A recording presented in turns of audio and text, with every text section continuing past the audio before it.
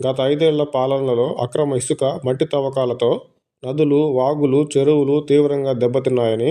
కొన్ని చోట్ల రోడ్లు, చెరువు కట్టలు సైతం తవ్వేసి ఆ మట్టిని వైసీపీ నాయకులు అమ్ముకున్నారని, దోపిడీకి తోడు అధిక లోడుతో భారీ వాహనాలు నిత్యం తిరగడం ద్వారా కట్టలు ధ్వంసం అయ్యాయని ప్రతిపక్షంలో ఉండగా తీవ్ర ఆరోపణలు చేసిన టీడీపీ నేతలు, నదులు, వాగులు, చెరువులు, పరివాహక ప్రాంతాలు, వాటిపై ఉన్న డ్యాములు, గేట్లు, కట్టలు మొదలైన వాటి భద్రతపై ప్రభుత్వం ఏర్పడిన వెంటనే ప్రత్యేక దృష్టి పెట్టడం ద్వారా గండ్లు పడే అవకాశాలను తగ్గించేవారు. బుడమేరుకు గండ్లు పడడం గత ప్రభుత్వ తప్పిదమే కారణం అనుకున్నా, అందుకు బాధ్యులను శిక్షించి ఆ తప్పులను సరిచేయాల్సిన బాధ్యత ప్రస్తుతం అధికారంలో ఉన్న కూటమి ప్రభుత్వానిదే. ఇప్పటికైనా చంద్రబాబు గారు వెంటనే ప్రత్యేక కమిటీ వేసి రాష్ట్ర వ్యాప్తంగా ఉన్న అన్ని